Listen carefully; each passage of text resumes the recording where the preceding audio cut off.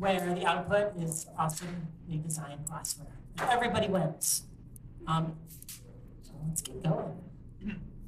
It's a little bit about me. Hi, I'm Jenny. I'm a developer advocate. I spend a lot of time working on glass. So I help glass be more successful by helping you write awesome glassware, which is why I'm here today. If you want to reach me, there's a link to my Google Plus right there. Hey, I believe you're. That's a great way to reach me. Google.com/+JennyMurphy. Okay, so a little more detail on what we're going to do today. I'm going to kind of I'm going to start the session by telling you a little bit about the role that prototyping and this kind of thinking has played in the development of glass. And then I'm going to go through some of our design principles and the journey that led us to those design principles. And then we're going to apply those principles. We're going to solve a design challenge, which I will be revealing at that time. And we're going to play that design sprint game to solve that challenge and learn a new way of thinking and come up with some ideas for glassware. So I'm going to set the stage. Let's talk a little bit about prototyping. Let me go check my notes. I'll be doing this a lot. Oh, yes. So as a people, especially those of us who wear the engineer hat pretty often, we're afraid of failure. Another way of saying this is we are great critical thinkers, which is not always a great thing. Critical thinking and being afraid of failure is good when the risk of failure is high. Like, if you think back to our roots as early humans, the risk of failure might have been us getting eaten by some other animal or something. That's bad.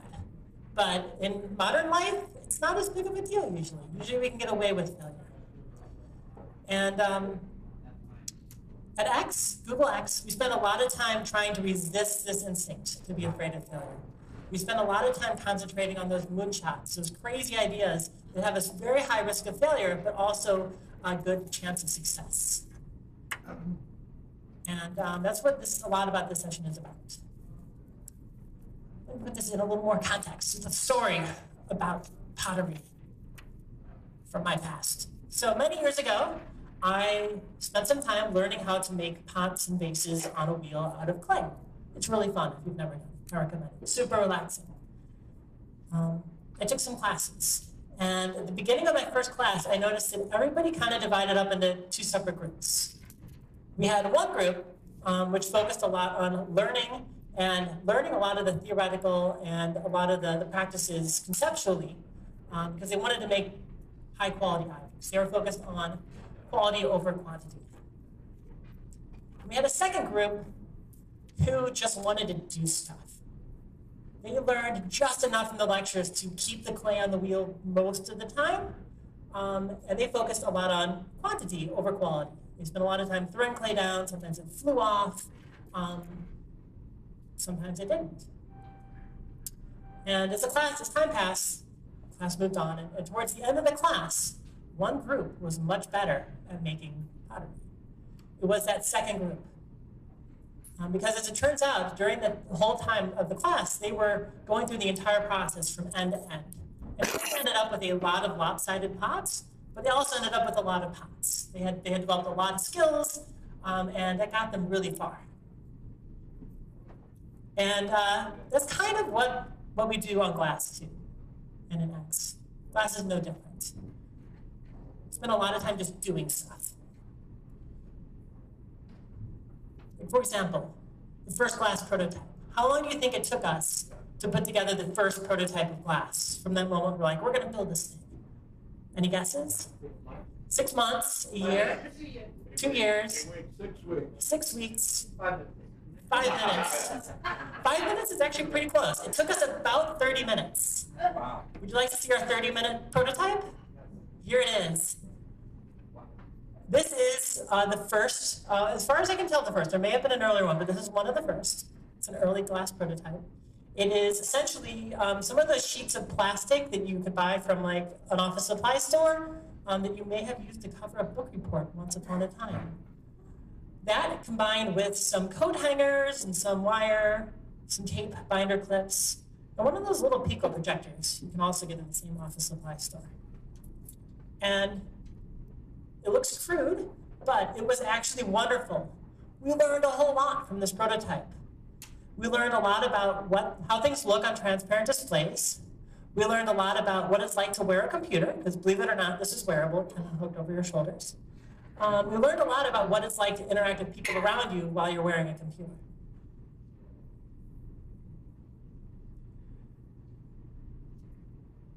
And over time, glass evolved, the hardware evolved. And alongside the hardware, our design principles also evolved, which is what I'm going to talk about now.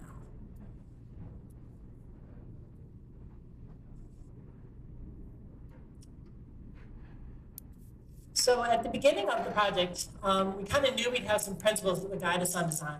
And we knew this because every time we came up with one of those crazy design prototypes, which we did a lot, most of them faded into our past, we had a set of bullet points we put in front of each one of those designs. And over time, those bullet points that we used to kind of sum up each one of those prototypes, those bullet points started to converge. That's when we realized we kind of had a set of principles, rules of thumb that helped guide us. And here they are. First one is design for glass. And that means take advantage of what makes this form factor special. Don't get in the way. With glass, you are closer to your user than ever. Make sure you respect that. Keep it relevant. Relevance on glass and other wearables is different than we're used to. It's different than a lot of the traditional computing. Avoid the unexpected. This one's kind of a general Google rule. User comes first, but it's especially important here. And finally, build for people. People are actually wearing this computer. Keep that in mind as you build your software. It's a difference. Let's go through them in a little more detail.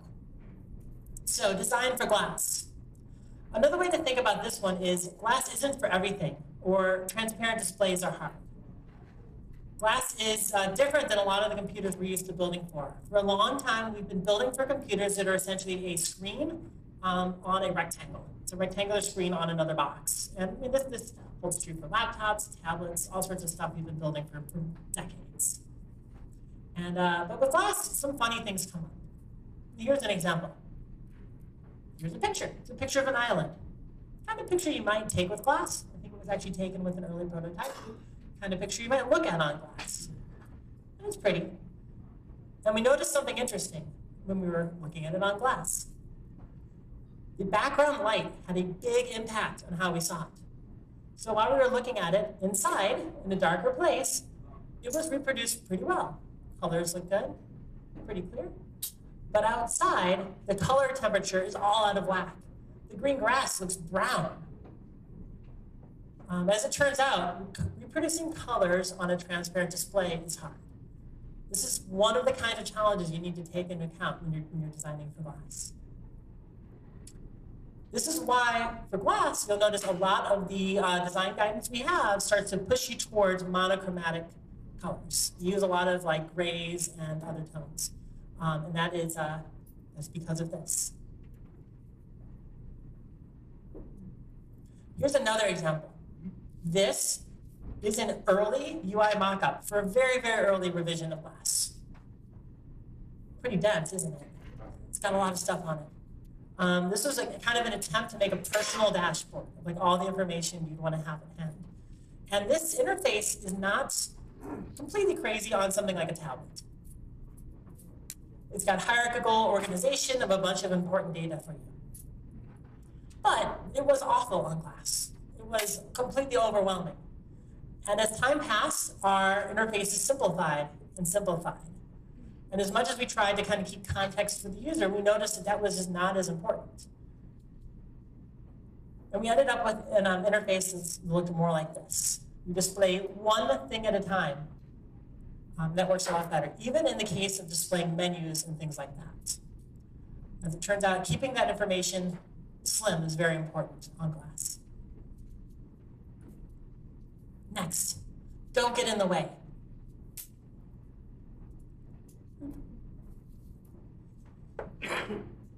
So when you develop a great piece of software for a lot of traditional computing, there's an easy way to tell if you're being successful. Your user is super sucked into your software, whether it be like a video game or a piece of software for a phone or a laptop. If your user kind of losing track of the world around them is a sign that you're doing it right. On glass, it's actually the complete opposite. If your user is, if you're successful in making glassware, you don't want to filter out the rest of the world. The rest of the world is the most important part. Your software should blend into the background. You want your user to be able to get in, get out, and get on with their life. Here's another personal example of me screwing up. Early on in the project, my team joined Glass.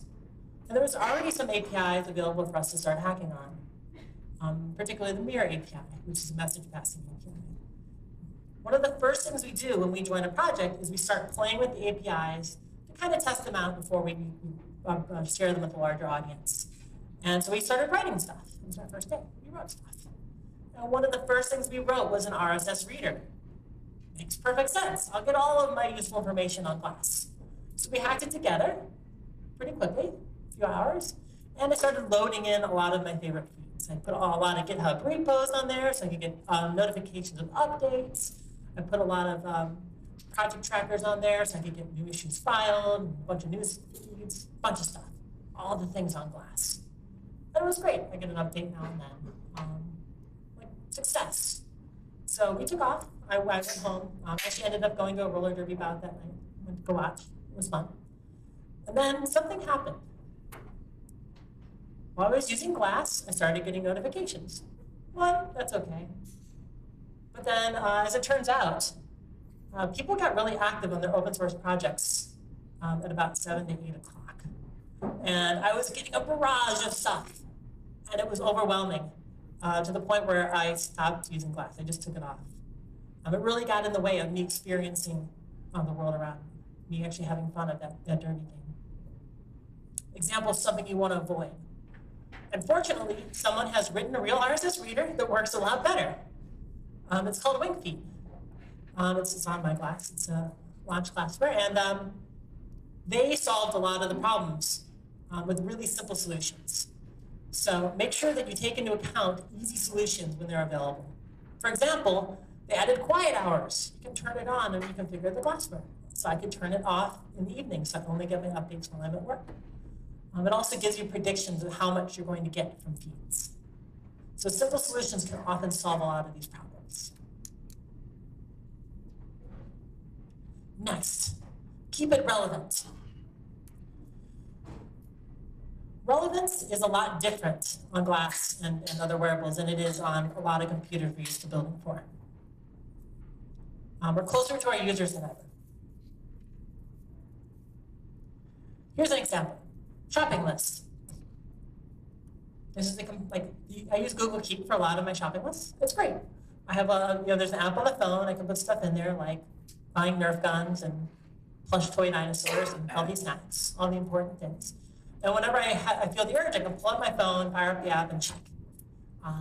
Works great. I can scroll around and see all the context and all the stuff in there. It works great on a phone, but if you were to port this directly to Glass, it wouldn't be very good.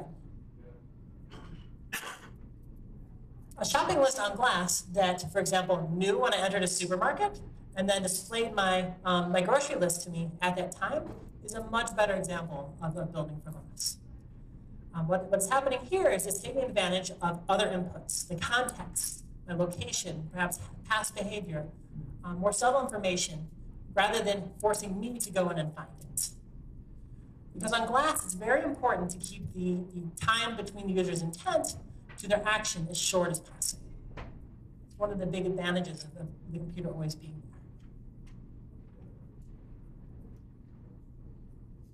there. Next, avoid the unexpected. Since we're much closer to our users than ever, it's important to make sure that you don't surprise the user in bad ways. This is something we figured out really early on, so I don't have any silly story. But I do have a silly slide to highlight it. I love cabbage as much as the next person, but I might not want to hear about it at 3:30 in the morning, especially if it's only 25 cents off.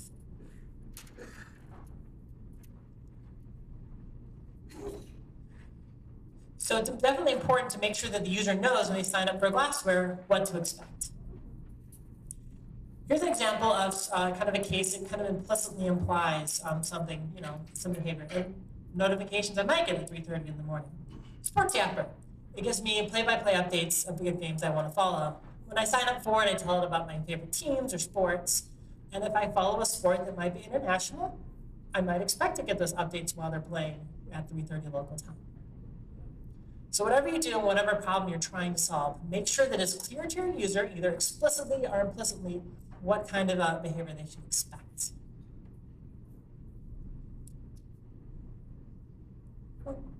And last but not least, build for people. Glass is an interesting thing. You can actually infer a lot about the kind of being that uses glass. So, if you were an alien coming in from another planet and you found glass, you can tell a lot about humans just based on it as an artifact. Humans have two things that perceive light, things bending light there. And it looks like it fits around a part that can perceive light. You have something up here that can touch it, which is very different than a lot of other computing interfaces. Like, for example, a laptop. If I were to find a laptop without knowing what people looked like, I might assume that people have 104 fingers and one giant eyeball.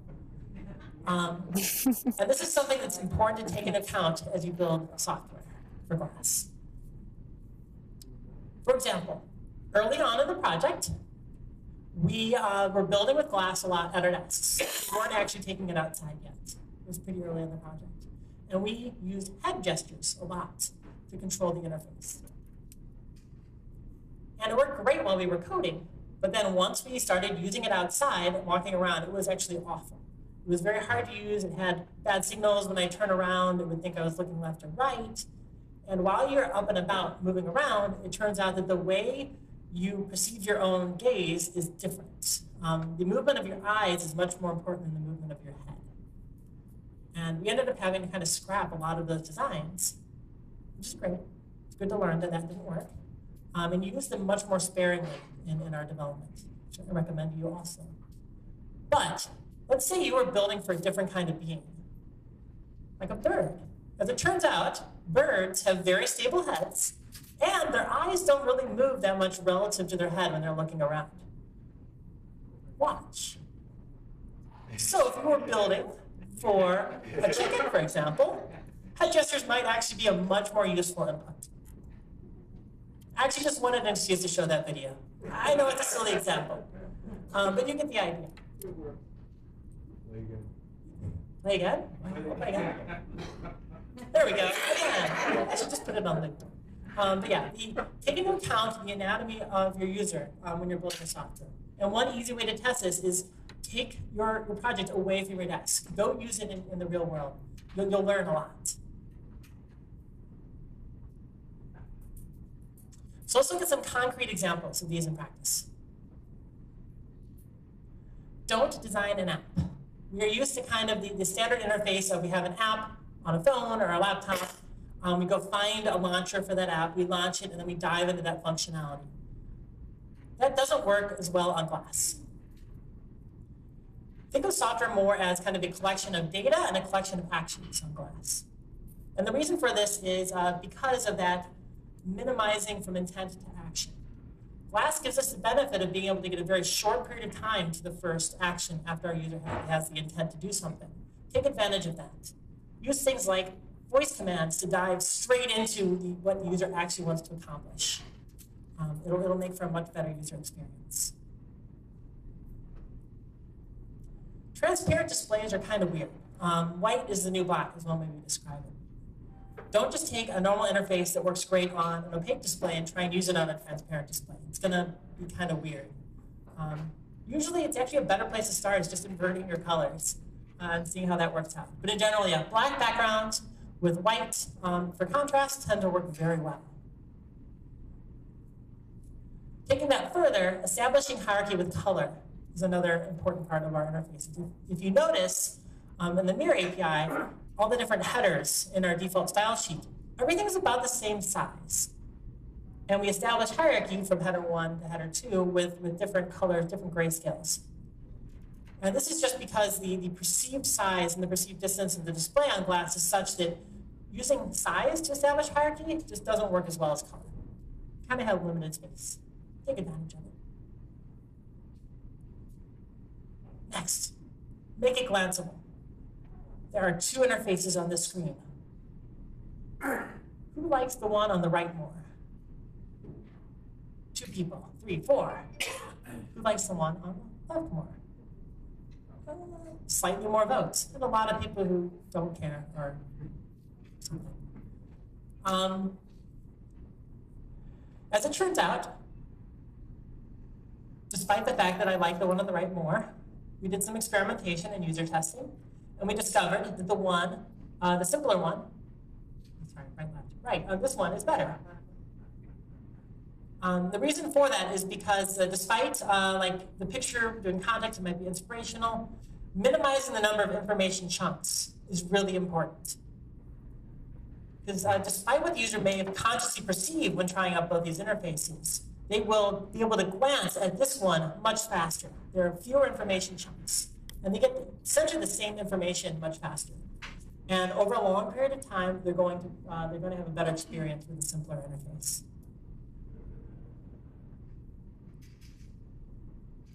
Design for emotion. It's not just about putting up dashboards of dense data. You can actually get a better perceived experience by designing to emotion a little bit. So rather than displaying like a pulse number up here, you can display a thumbs up or a thumbs down. You're going to be able to get a faster response from users, and they're going to retain that stuff better. And finally, include others in the fun. Wearable computers are still pretty new. There are a lot of situations where the person using your software is the only one in a larger group. Take into account the other people in that circle when you're building software. For example, we designed a little word game, kind of like Taboo. We were playing it, and we were all able to play it together with just one glass device. So make sure to include everybody in the fun.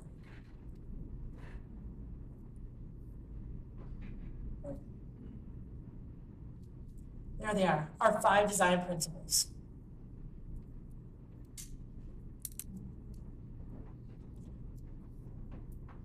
So this is just a quick sneak peek into the journey that led us to the way we do interfaces and the hardware on glass. Hope you found it useful. So hopefully this reveals why some of these principles are important and how we got here. And one way I kind of think about them is like the instruction manual for a really cool toy. Even if you decide you want to use it differently and you want to do something completely outside of these guidelines, these are usually a good place to start. So at least understand them before you throw them away. We actually did think them out a lot. They're not just design principles that have been declared from upon high. We did a lot of research to produce them. And they're a good place to start. Okay, let's get active. Let's do something. We're going to be doing a design sprint now. So we're going to take that stuff a lot of us just learned, hopefully all of us just learned, and we're going to apply it to go through some paper prototyping and play that design sprint game, kind of structured brainstorming. So logistics, what I want everyone to do, everyone who wants to participate in the design sprint, find a table to get around. A lot of you up front. This table counts too, so some of you can come up here. And what we're going to do is we're going to be using those Sharpies and Post-its as part of our design. And if you are not interested in participating, we're going to go back a little bit. We're going to be pretty engaged and focused on this for a while. And it's actually not as fun to watch as it is to participate in. So if anyone needs to shuffle about, and if there's not space with Sharpies and markers, let me know.